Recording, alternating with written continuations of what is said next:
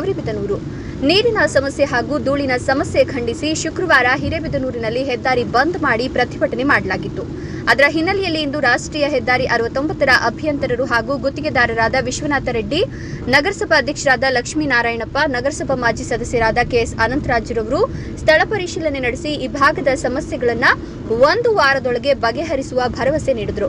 ಇದೇ ಸಂದರ್ಭದಲ್ಲಿ ದಲಿತ ಸಂಘರ್ಷ ಸಮಿತಿಯ ಜಿಲ್ಲಾ ಸಂಚಾಲಕ ಜಿಎಲ್ ಲಕ್ಷ್ಮೀನಾರಾಯಣ ಮಾತನಾಡಿ, ಜ್ವಲಂತ ಸಮಸ್ಯೆಗಳಾದ ನೀರಿನ ಪೈಪ್ಲೈನ್ ಹೊಡೆದು ಹೋಗಿರೋದನ್ನ ಅತಿ ಶೀಘ್ರದಲ್ಲಿ ಸರಿಪಡಿಸಬೇಕು ಹಾಗೂ ಇತರೆ ಸಮಸ್ಯೆಗಳನ್ನು 1 ವಾರದೊಳಗೆ ಸರಿಪಡಿಸುತ್ತೇವೆ ಅಂತ ಅಧಿಕಾರಿಗಳು ಭರವಸೆ ನೀಡಿದ್ದಾರೆ.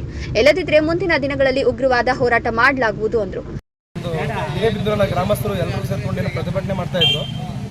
ಧೂಳಿನ ಸಮಸ್ಯೆ ಮತ್ತು ನೀರಿನ ಸಮಸ್ಯೆ, ಇದು ಬಹಳ ಜಲವಂತ ಸಮಸ್ಯೆ. ಇದು ನೀರಿನ ಸಮಸ್ಯೆ ಬೇರೆ ಕಡೆ ಎಲ್ಲ 1 ಕಿಲೋಮೀಟರ್ 2 ಕಿಲೋಮೀಟರ್ ಬಿಂದಿಗೆಗಳನ್ನು ತಗೊಂಡು ಉದಾಹರಣೆ ಆಗಿದೆ.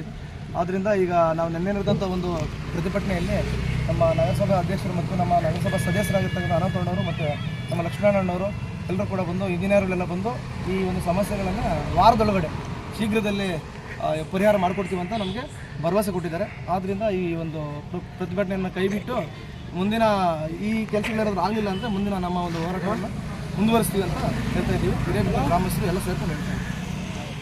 ನಗರಸಭಾ ಮಾಜಿ ಸದಸ್ಯರಾದ ಅನಂತರಾಜು ಮಾತನಾಡಿ, ಗುತ್ತಿಗೆದಾರರಿಗೆ ಹಾಗೂ ಅಭಿಯಂತರರಿಗೆ ಅತಿ ಶೀಘ್ರದಲ್ಲಿ ಸಮಸ್ಯೆಯನ್ನು ಬಗೆಹರಿಸಲು ಸೂಚನೆ ನೀಡಿದ್ದೇವೆ ಎಂದರು. ಈ ಸಂದರ್ಭದಲ್ಲಿ ಗ್ರಾಮ ಪಂಚಾಯಿತಿ ಮಾಜಿ ಸದಸ್ಯರಾದ ನವೀನ್ ಹಾಗೂ ಗ್ರಾಮಸ್ಥರು ಉಪಸ್ಥಿತರಿದ್ದರು. ಹಿರೇಬಿದನೂರು ನಮ್ಮ ಗ್ರಾಮಸ್ಥರ ಸಮಸ್ಯೆಗಳನ್ನು ಎತ್ತಿಡಿದು ರಸ್ತೆ ತಡೆ ಮಾಡಿದ್ರು. ಅದರ ವಿಚಾರವಾಗಿ ನಾವು ನಗರಸಭಾ ಅಧ್ಯಕ್ಷರು ಗ್ರಾಮಸ್ಥರು ಬೆಳಗ್ಗೆ ಮಾತಾಡಿದಾಗ ಅವ್ರ ಸಮಸ್ಯೆಗಳಿದ್ರು.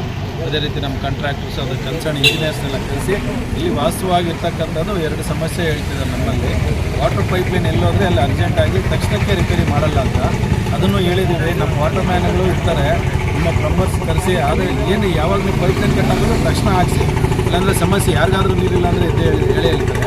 ಅದ್ರ ಜೊತೆಗೆ ಧೂಳೊಂದಿದೆ, ಆ ಧೂಳಿಗೆ ಈಗ ಆಲ್ರೆಡಿ ಒಂದು ಲಾರಿ ತರಿಸಿದ್ದಾರೆ ಅಂತ ನಾವು ಮಾಡ್ತೀವಿ. ಇನ್ನು ಮುಂದೆ ಸಮಸ್ಯೆ ಆಗ್ತಿದ್ದಂಗೆ ನಾವು ನೋಡ್ಕೊಳ್ತೀವಿ ಅಂತ ಕಾಂಟ್ರಾಕ್ಟರ್ ಭರವಸೆ ಕೊಟ್ಟಿದ್ದಾರೆ. ನೋಡೋಣ, ಆ ಭರವಸೆ ಈಡೇರಿಸಿದ್ರೆ ಮುಂದೆ ನಾವು ಕೂತ್ಕೊಂಡು ಮಾತಾಡ್ತೀವಿ. ಅವರು ಒಂದು ಆಶಾಭಾವನೆ ಹೇಳಿ ಆ ಸಮಸ್ಯೆಗೆ ಈಡೇರಿಸ್ತಾರೆ ಅಂತ ಅವರು ಈ ನಾಗರಿಕರ ಮುಂದೆ ಈಗ ಪ್ರಾಮಿಸ್ ಮಾಡಿದ್ದಾರೆ ನಮ್ಮ ಕಾಂಟ್ರಾಕ್ಟರ್. ಮುಂದೆ ಆ ಸಮಸ್ಯೆ ಆಗಿದ್ದಂಗೆ ನಾವು ನಗರಸಭೆಯವರು ಅವರು ಕೂಡಿ ಜೊತೆಗೂಡಿ ಸಮಸ್ಯೆ ನಿರ್ಧರಿಸ ಮಾಡೋ ದಾರಿಯನ್ನು ಹುಡುಕ್ತೀವಿ.